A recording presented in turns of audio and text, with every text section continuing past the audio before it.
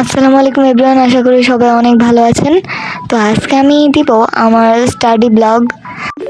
তো আমাদের জীবনে কিন্তু পড়ালেখা অনেক গুরুত্বপূর্ণ। আমাদের সবাইকে ভালোভাবে পড়তে হবে অথবা পড়ার চেষ্টা করতে হবে।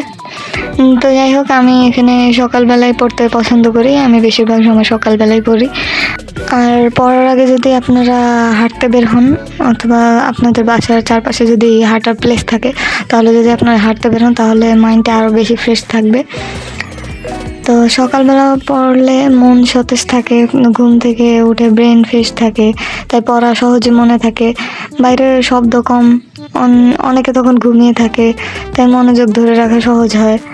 তারপর ধরেন দিনটা ভালোভাবে শুরু হয়, পড়া শেষ করে অন্য কাজ শুরু করতে পারে মন হালকা রেখে। আমি মনে করি সকালবেলায় পড়া বেটার রাতের থেকে। আর আপনারা যদি পড়ার আগে হাঁটতে বের হন তাহলে আপনাদের যেমন শরীর ভালো থাকবে তেমনি পড়ায় মনোযোগও বসবে। আর আমি যখন হাঁটতে বের হই সকালের নেচারটা অনেক সুন্দর থাকে, তো আমার দেখতে অনেক ভালোই লাগতেছিল। অনেক মানুষকে এই টিপস দেওয়া লাভ নেই, কারণ তাদের কাছে পড়ালেখা অনেক বোরিং জিনিস। পড়ালেখা সত্যি বোরিং একটা কাজ, কিন্তু কিছু করার নেই, পড়তেই হবে। তাই তো আমি আপনাদেরকে সকালবেলা পড়ার টিপস দিলাম। আপনারা যদি সকালবেলা পড়তে বসেন তাহলে একটু হলেও মন বসবে, 10 মিনিট হলেও মন বসবে। আর যদি হেঁটে আসেন তাহলে আরও বেশি ভালো লাগবে, কারণ চারপাশের নেচারটা অনেক সুন্দর থাকে। আপনারা যেখানেই থাকেন না কেন, যদি হাঁটার কোনো প্লেস থাকে তাহলে অবশ্যই হাঁটবেন। আমি আপনাদেরকে বারবারই এটা বলতেছি।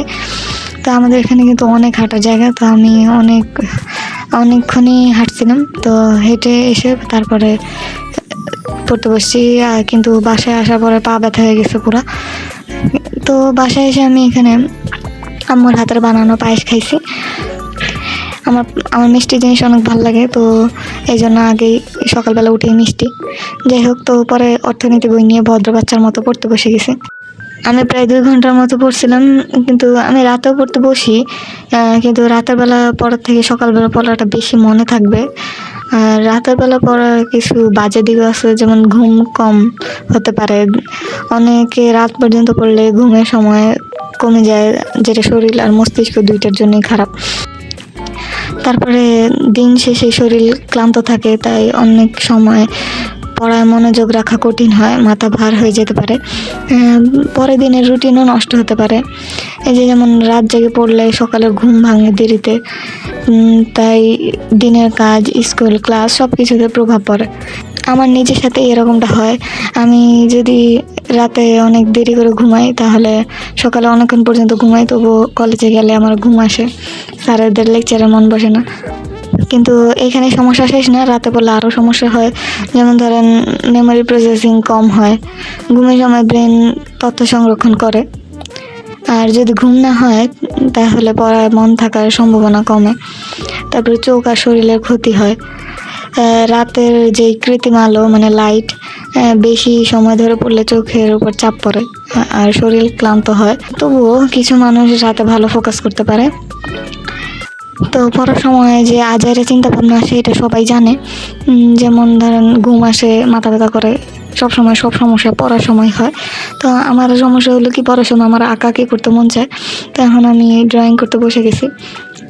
পড়ছি অনেকক্ষণই, তো বিরক্ত লাগতেছিল। আর এটা অবশ্যই প্রয়োজন, পড়ার মাঝখান দিয়ে একটু ব্রেক দেওয়া প্রয়োজন। একটানা পড়তে সবারই একঘেয়েমি লাগবে। তো আমি এখানে ফুলগুলো আঁকছিলাম, একদমই ছাপড়ি মার্কা হয়েছে। তবুও আপনাদের কাছে যদি পছন্দ হয় তাহলে আপনারা আমাকে বললেন। তো আমি কফি খাইছিলাম, যেহেতু কফি আমার ফেভারিট। তো তারপর আমি সকালে নাস্তা করতে বসছিলাম, তা আবার পোলাও ভাত, গরুর মাংস আর আমার ফেভারিট আচার দিয়ে, যেটা হলো রসুনের আচার। আর আমাদের আচারটা একটু বেশি স্পেশাল, বেশি মজা, কারণ হলো আমাদের এখানে একটা সিক্রেট ইনগ্রেডিয়েন্টস ব্যবহার করছি আমরা। যদি আপনারা আচারের ভিডিও চান তাহলে আমি দিতে পারবো, কোনো সমস্যা নেই। তো আপনারা আবার ভাববেন না কফি খাওয়ার পরেই আমি ভাত খেতে বসে গেছি, আমি অনেকক্ষণ পরেই খাইছি এগুলো। তো যাই হোক, আজকে এই পর্যন্তই। ভালো লাগলে অবশ্যই লাইক, কমেন্ট, সাবস্ক্রাইব করবেন। আল্লাহ হাফেজ।